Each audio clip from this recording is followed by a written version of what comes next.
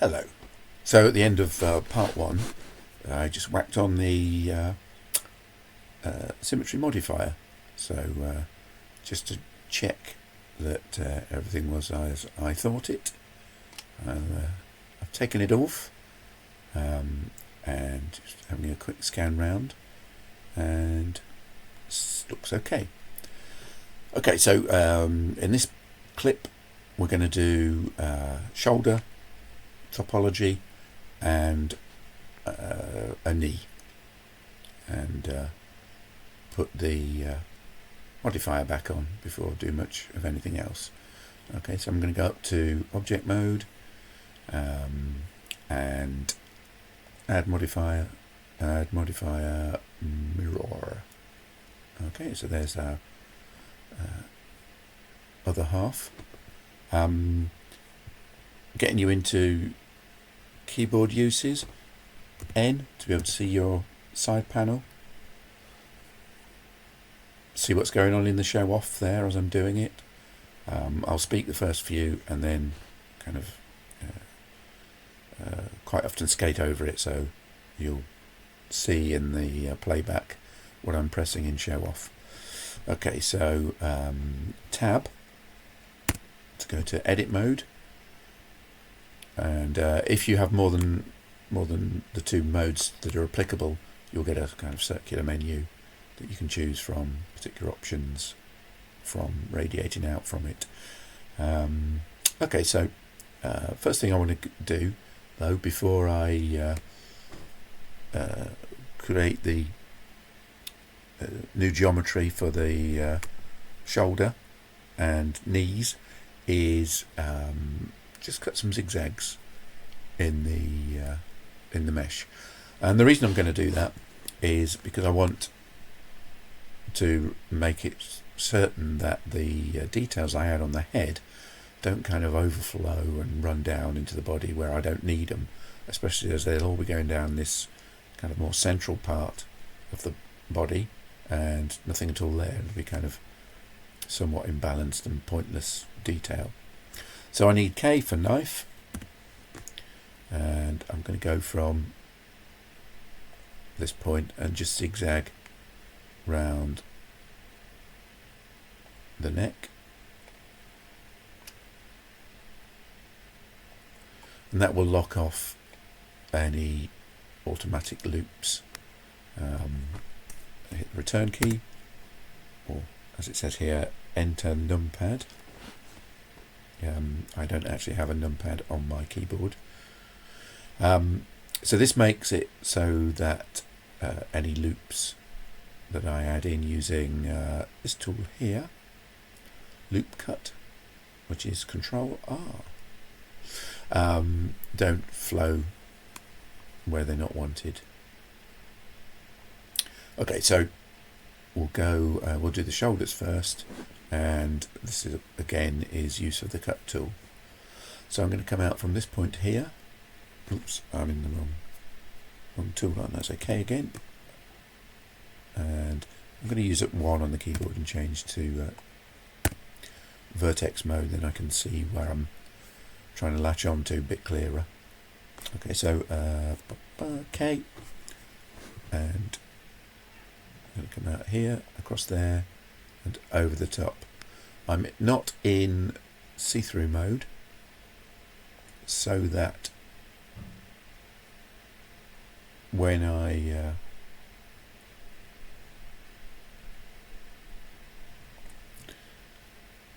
plot points over the surface, I'm not accidentally doing them kind of on back-facing sides, which is possible.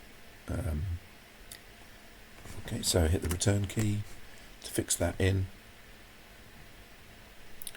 and so looking at that, I'm going to try and keep creating quads, but then if you look at what I've done here, I've got these two triangles. Now at the moment I could dissolve this edge here and it would become a four-sided poly, it would become a quad again, but I actually want to do a little bit more detail in this. So I'm going to cut in another loop around here,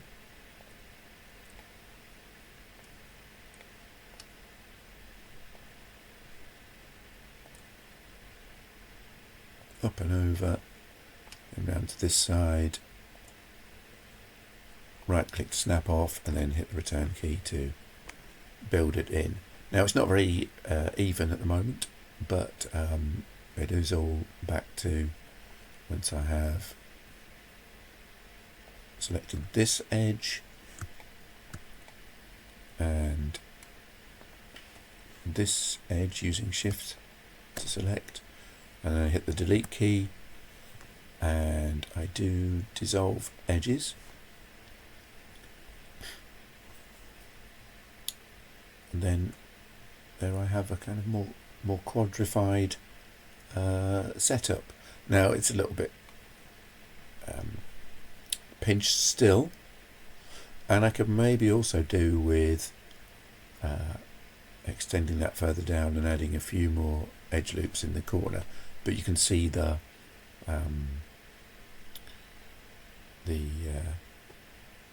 intention and the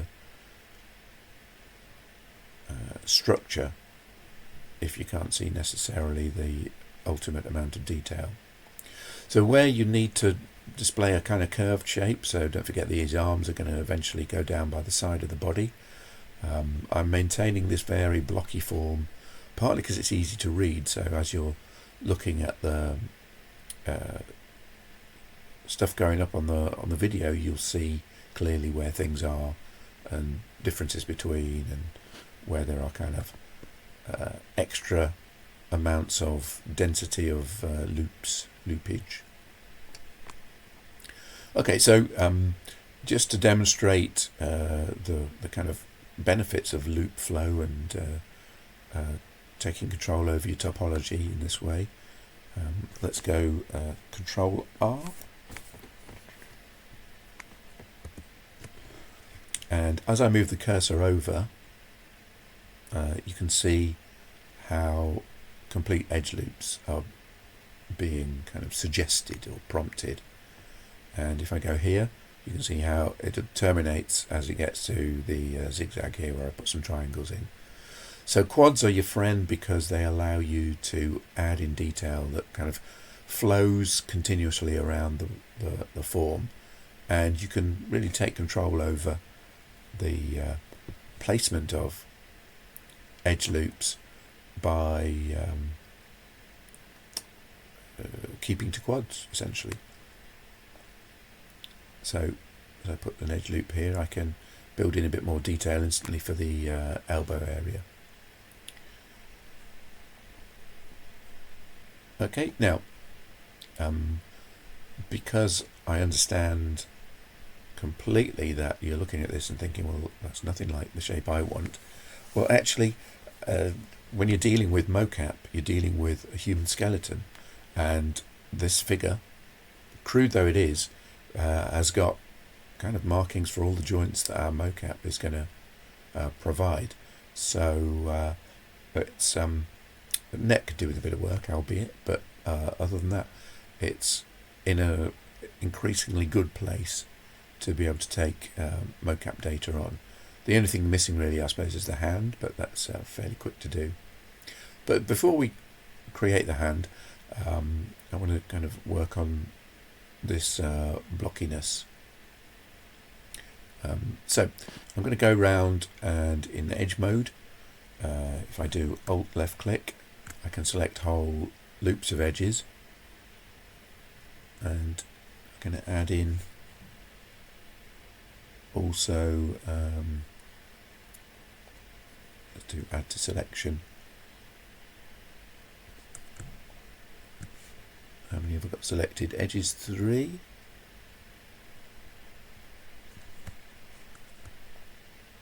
That's better. So I used Shift key to add in. And now I can start to move these around. So if I get a look down, nice diagonal look there, and go to the Move tool proper, and just use that little red square, and then make sure I don't kind of push it sideways anyway in any orientation. Do the same thing around the back. So we want Alt left click, then Shift and Alt left click here. And again, it's the little red square, constraining us to just one. Now, if I get it right, looking right here on the shoulder, it starts to look a bit caved in there. But for the moment, we'll leave that. Come back to it. So part of the issue when you're doing this is to go progressive. Don't try and rush it all in, kind of all at once. So we're just feeding in detail as we go along, and just getting things a bit closer to where they want them, but not going all the way there yet, because some of these changes are going to be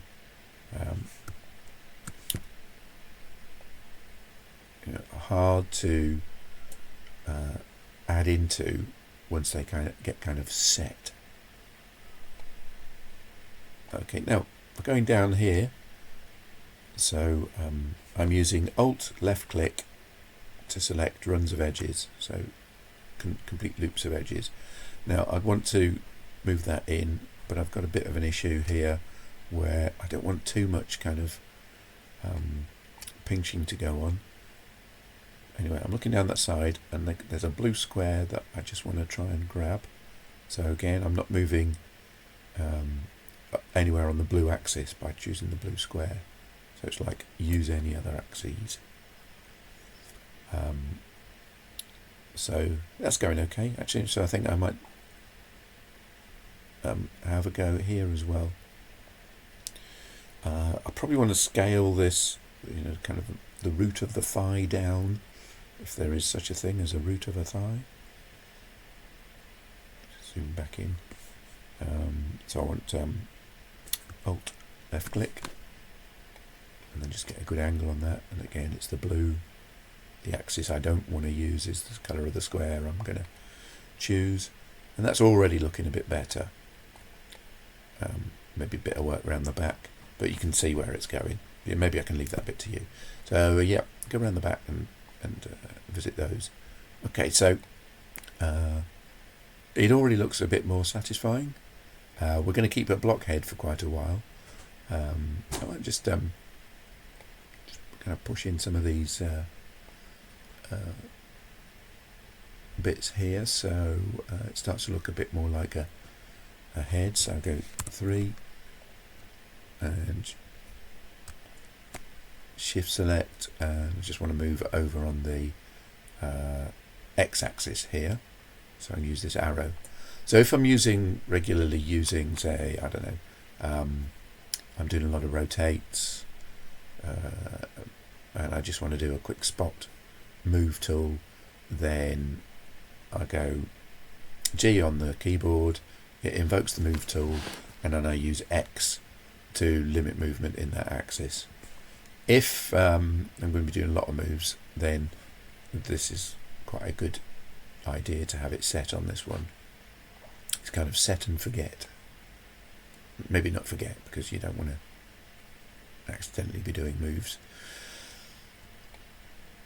Okay, so that's a quick little bit of work there. And if I was to now grab the scale tool and limit us to the y-axis, just bring that in a bit, and it starts to look a little bit more human,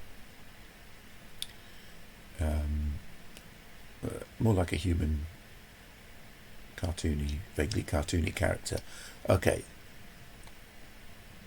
so right, so before I go hell for leather and just make these this area into a sort of downwards palm hand, quick bit of work in vertex mode.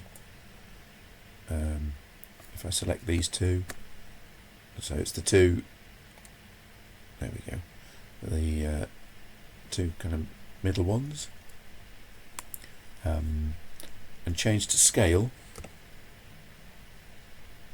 and I could scale them down, get a more reasonable flat thing. And again, just be careful about the axes of movement. So that using that trick circuit to finger on the Alt key, left click, gives me a whole ring selection. Hold down the Shift key, finger on the Alt key, right click. So now I've got this area which I can scale, and again I want to scale on 2 axes in this one, so instead of using the keyboard version, if I use the spacebar S, it gives me the constraint tool, so I can make the arm size a little bit more reasonable, and then do something similar at this end too. So if I pick this edge loop here, I'm just going to Shift B, space B, and finger on the Alt and try and select a loop. It doesn't kind of know which way to go, so these are a real kind of junction point. It could go that way, it could go that way, it could go that way. That's just a pretty short loop up there.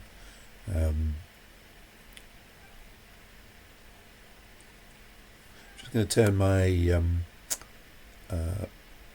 front view off for a minute, just so you can see more clearly what I've got selected. One edge selected. So if I try this one here, so Alt click, and that's picked up 4 edges going over the top there. But again, when it gets to these junction points, it doesn't quite know where to go with it. Okay, so the secret plan here is to select the polygons that are touching this set of edges. So if I hold Control down and then left click, it grabs the ones that I want. Actually, it grabbed a bit too many, but that's okay. Sometimes it's quicker just to manually drag over some things you don't want selected. Okay, and then I'm going to go to Add and just drag over and add some more into this selection. So I've got all these polys on the top of the shoulder selected now, and I'm just going to scale them down in 2 axes. So go for the scale tool and go for the red square. Okay, now at this point you might be looking at this and thinking, well, that's quite good. It looks like there's a garment being worn. There's a little bit of bagginess under the armpit there, so it's not too bad for that sort of look. If it was more like someone in a vest, then you'd want to move this underpart up a bit as well, have a kind of thinner arm. Looking at my reference image, which I'll turn back on, it's an arm of no particular thickness. I'm probably going to want to have it a little bit thinner than that and not have so much kind of baggage underneath the arm. So a quick way to get there would be to grab these 2 edges here, so 2 for edge mode, select that one and that one, and go G and constrain the action to the Z, which is just up and down. Then at some point we're going to move the polys to help shape the torso, but not for a while.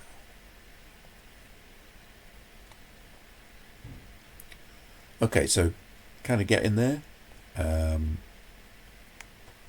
What do I want? I want to kind of probably need an edge loop going around there and make a bit of a cinch for the belt, and then to be able to scale the hips down a bit. So it's going to have quite a rounded torso and a bit of a belly to reflect the character's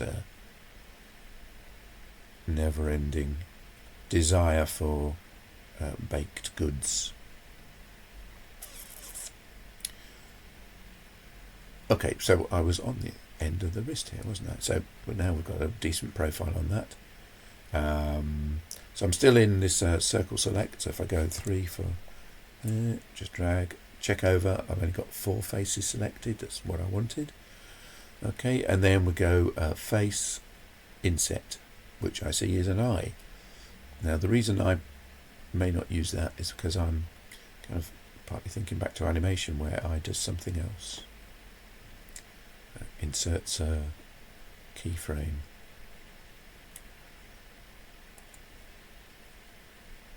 Okay, so there's an inset. This is kind of like a cuff area, or the hollow that will be a cuff. I suppose to make it into a cuff we could go grab, move it along the x-axis in there like that, and then extrude out. So extruding is E, and I've got this scale on which actually will become relevant. So I do an extrude out for a bit of wrist, then another extrude, and you really got to make sure you kind of, if you click the extrude, you've got to make sure you use it. Even if it's wrong, make sure you use it, and so you can see you've made a change. And don't think you haven't used it. Make a bad mistake, make it really wrong, and then undo it. Because otherwise, if you build in extrudes that don't go anywhere accidentally without noticing, you're going to end up with a double set of faces, or rather a double set of vertices around the faces that you're trying to extrude, and they'll be in the same place as the other vertices, and the mesh isn't easy to read by the automated systems, and this is especially problematic when you get round to rigging. Okay, so we want to be able to use the automated rigging systems. So I'm just going to use predominantly the y-axis to make it wider for a hand. And does it need to be much thicker? No, it probably doesn't. Okay, so I'm going to do a mitt. I'm not going to do the full Monty of face and fingers and thumb. I'm going to do kind of an impression of them. I think a bit of G along the y-axis is good for here. Just kind of build out for what would be the thumb. Okay, extrude time again. Come out here and we'll go for the kind of, go to the fingertip area. I'm going to scale down a bit in that axis and a little bit in that one, and that kind of looks okay. Bit squared off, but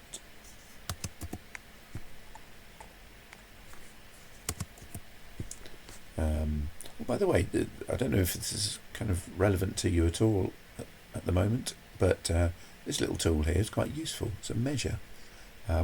If you want to know, if you just made an object that doesn't kind of retain its own dimensions anymore. So if there are any dimensions left for the box that this started as, they're kind of meaningless at this point. But you can measure from point to point with the measure. So if I wanted to know how wide it was from fingertip to centre of body, for instance, then I can just grab my measure and measure it. I mean, obviously it's not exact because I'm going from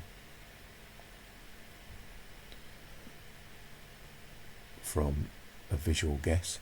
So what's that, 78 centimetres or so. Now what's that? It's more than half and less than 1 metre, which is probably about right. Okay, just a little thing which may or may not be useful at some point. If you wanted to measure, for instance, how far you were, I don't know, bouncing a ball, then in your animation, then that would give a good clue as to how much it might be.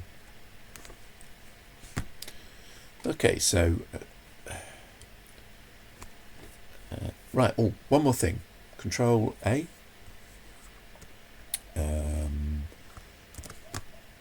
You often find that in working with a model, that its kind of combination of its dimensions and its scale don't make sense unless you kind of calculate one with the other.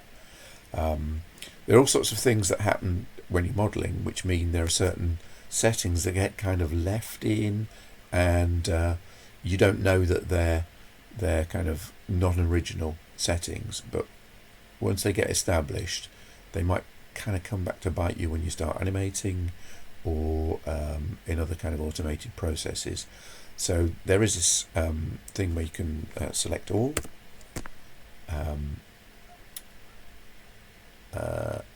So that was A on the keyboard, and then do Control A and apply transforms. It's probably a better thing to work in object mode. So let's try that one again then. So we go A, Control A. There we go. So we're applying all transforms, and somehow it's affected the all objects because I selected A, didn't I? So let's go just for that one.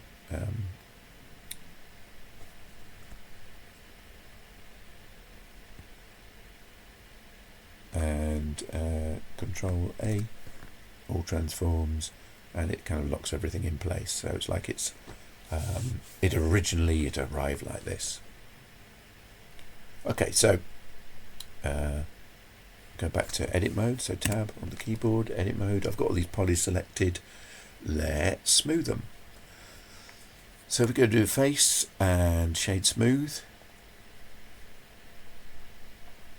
Okay, and now if I click away, go to tab back to object mode and click off, now it's starting to look a lot better. You can see directions it could go in.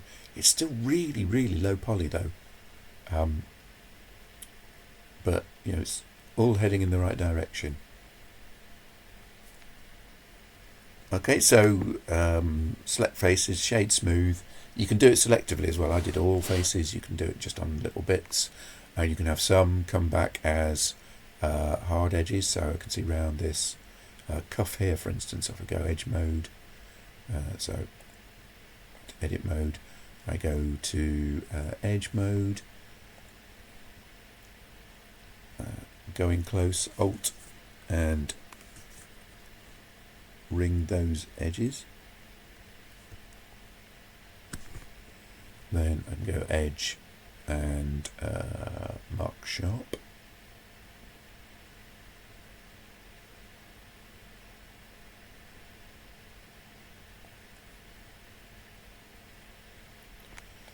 Okay, and that stops the cuff from looking a bit woozy. Times the shading appears to want to make it look curved. So while I've got these edges as set as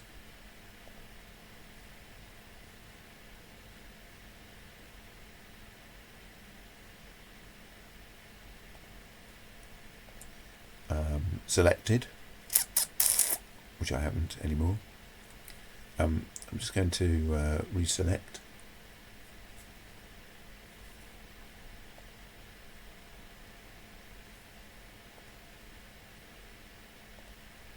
And Alt,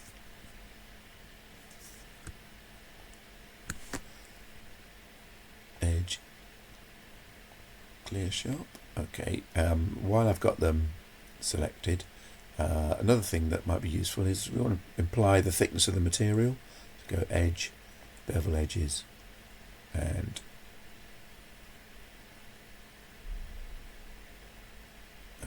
create a distance. Once that's arrived, I'll hit the menu and just tweak it. So we've got a somewhat lack of width, so let's drag that up a little bit. You can do it too much, as you can see there, and that's a centimetre of bevel, which is way too much. So let's hand hack it. So 0.005. No, we're talking now in millimetres, so let's go 3.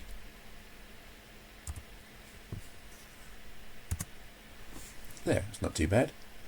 Not too shabby at all. So there you can see that you can create the impression of clothing just by whacking in a change to smooth setting. We will of course add more so that when you look at the cuff like that, it doesn't seem like angles, it will seem much more curved and elliptical. And maybe adding a bit of carrot over the bottom so that kind of cuff hangs down a bit. I don't know. You'll do something different on yours, I'm sure. Okay, so last thing is for this clip is let's make the hand a bit more hand-shaped, just by adding a bit more quad detail, but we're not going to make separate fingers. Okay, so it's still going to be a mitt, because that's what the mocap can kind of reproduce activity of. So imagine long fingers with just a little bit of differential between them. Okay, so I get busy with the knife tool. So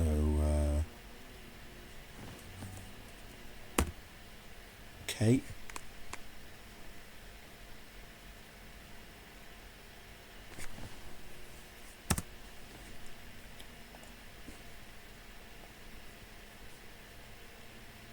just make sure I'm not going to continuously bevel.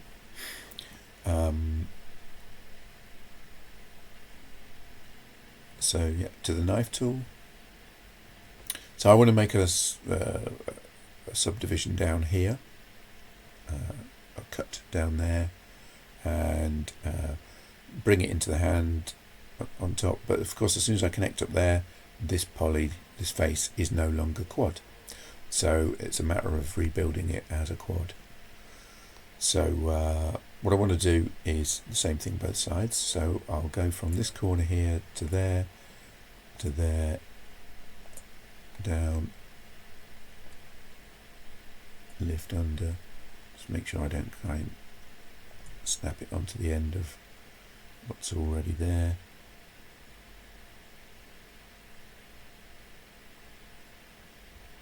I'll go to that corner there.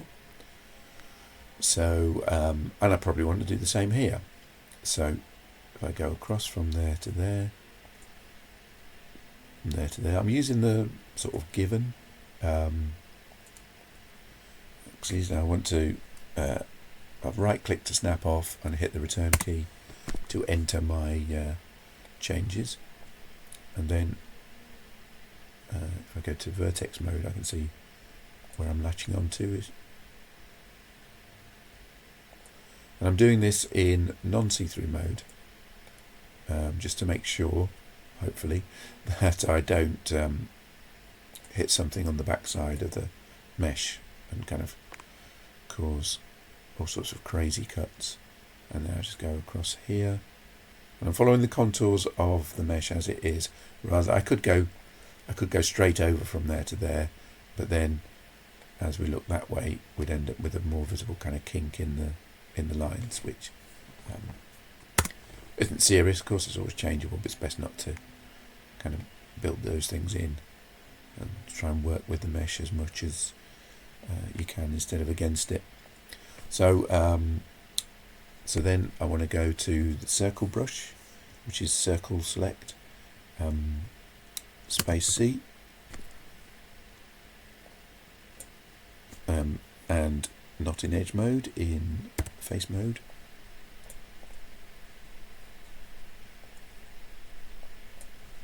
Okay, so just two faces selected. Move those back in the X.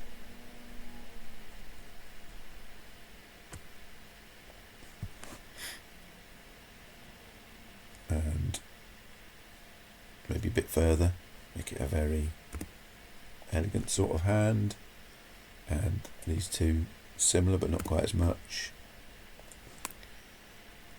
and maybe a bit of scaling there. So S, and I want to scale it in the y-axis, just in the y-axis.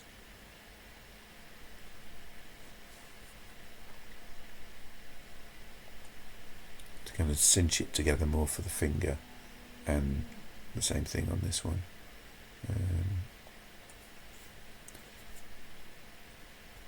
S, Y.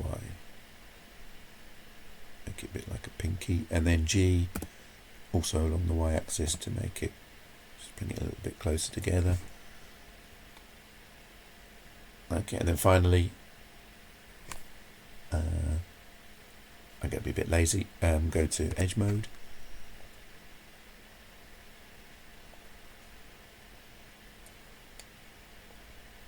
Can I just get that one with circle select? I can. Phew. And then hold shift down and select these. I've got too many there. So I go control. I should be able to click and deselect those. So I've got 4 hopefully selected.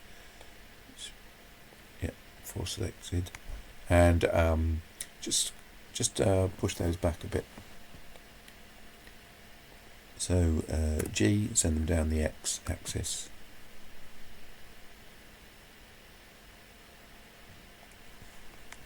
There. So that's a nice little mitten in that one.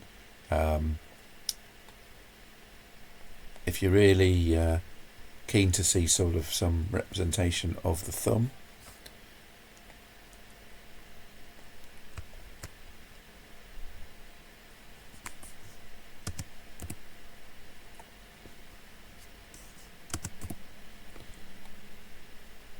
then just going back to point and click, then you can grab this one out, and I'm not constraining it because if it just hangs a little bit low, that's probably not too dissimilar to what one might kind of expect. And I'm just having a look at a hand I've got available to me to see if I can just kind of fake this up a bit. And so grab and then just push that one over. That kind of makes it a little bit more thummy maybe? I don't know. Anyway, enough of that.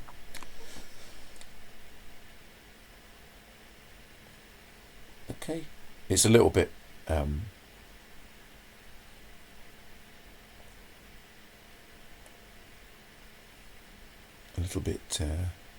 chunky maybe, but not too bad at all. Okay, so that's it for this one, and the next one will be all about the head, which is kind of a warranting a bit of a concentration on its own. Okay, so I'm going to do file save as, and you can